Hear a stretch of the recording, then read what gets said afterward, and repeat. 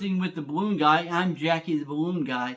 I'm here making videos of different balloons that I personally use when I go to a job, whether it's a restaurant, a birthday party, festivals, any kind of family-friendly event. These are balloons that I actually make while I'm out, as long as it's not like a really crowded, well, for that matter, I use them there too. So these are balloons that I make out and about and working different jobs, twisting balloons for over the past 26, well, around 26 years, with some time on and off. But I wanted to share some of these designs with you to help you to improve your balloon twisting skills. Might have a couple pop balloons, but that's how you learn. Don't ever quit just because the balloons are popping. That means you're trying, and keep trying, because this design here, a version I started off with, this balloon took me the longest to learn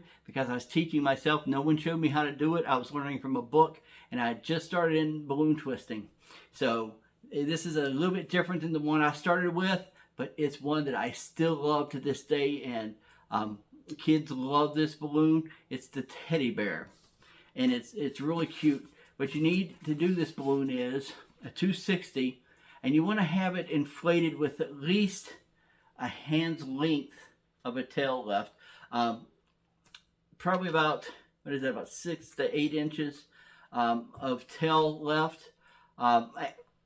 Once you get going, you'll be able to determine how much of a tail, because sometimes people can say leave this amount of room or uninflated part at the end, and it doesn't work out. You still run out of room.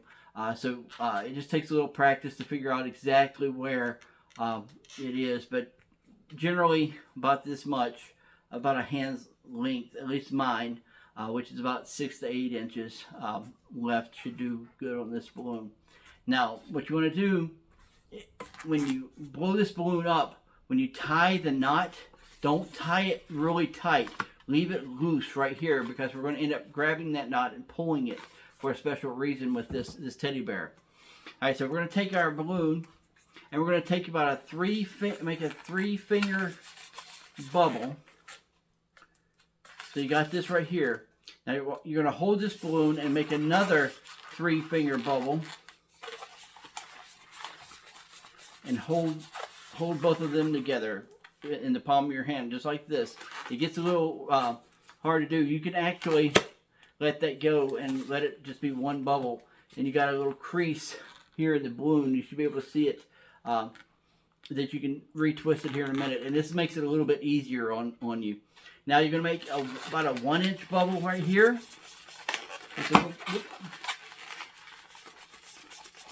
1-inch bubble, and you're going to pull these sides together. You're going to grab this 1-inch bubble, you're going to pull it, twist it to make a pinch twist, or an ear twist. See how it kind of looks like a bear's ear already? Now we're going to make the top of the bear's head, and we're only going to do about maybe a 2.5, 3-inch bubble. Now give it a little squeeze, about a 2.5, 3-inch bubble right here. I think a 3-finger bubble. I think it's about 3 fingers. Then we're going to do another pinch twist the same exact way we did a minute ago. About a 1-inch. Going to put the two together, grab it, pinch it, twist it. Just like this. And then line it up to where the balloon is like this. So you have the 2 ears up top as well as its top of its head. Now, you're going to come down this side, give it a nice little squeeze. You're going to do the 3-finger bubble, because you're going to match it the same on this side. 3-finger bubble. Then we're going to come back over here, and where we had twisted it before with the 3 fingers, we're going to twist it again, and we're going to twist so you have this right here. We're going to bring it together, twist these two. I let it go. I'm going too slow. So we're going to take them and we're going to twist them together just like this. Just a few times to where you have something that looks like this. Now, we're going to take the nozzle like I was talking about before. You're going to grab that nozzle and gently pull it to where you're pulling that knot out farther to closer to the nozzle. You're going to give this a squeeze. See how it did there? And gave it this little curve right here. Well, now it makes it a lot softer because we're going to take the nose and we're going to put it through this part right here. It's going to go right through here, just like this, so that it comes out the other end, just like that. So you have a teddy bear face. And the reason I love this balloon so much is there's no doubt that that's a teddy bear. I mean, other balloons, it takes having to draw the eyes or draw a certain detail or make it a little bit farther before you figure out what it is. Not this one. So if you get that head on there, you know it's a teddy bear. All right, so what we're going to do next, we're going to make the body. So we're going to take and do about a five finger bubble, or a hand's width, however you want to do it. Just like this. You're going to take the balloon up and you're going to match that same size and twist it together, just like this. And this is the body of the bear. We're going to take now, I'm hoping I got enough air in there. Give it a nice little squeeze to make it softer so you can have a little bit more wiggle room. So we're going to make the arm, one of the arms, and we're going to make it about a third of the balloon, the body right here. You don't want it halfway because you want the leg to be bigger than the arm. And then you're going to make the rest of the length the leg, just like this. So you're making two bubbles. One that's about 3 fingers and the other one that's about 4 fingers. So 3 fingers, 4 fingers. Then you got one arm, one leg. Then you're going to take the twisted part and you're going to just lay it right across the seam here on the bottom of the body here. Just like this, and kind of just give it a nice little, just a little push down so that it'll hold it. And if your arm and leg come undone, it just untwists, just hold it right in the crease and just twist it back. It happens. Nope. I'm just having trouble with this teddy bear. Alright, so there we go. You should have something that looks like this. Now we're just going to repeat the process backwards, and we're going to do a leg and then an arm up this side here. Alright, so we're going to do the same length, which is the 4 fingers here, and then the 3 fingers up here, and I have just enough. And we're going to wrap around the neck of the teddy bear, just like this.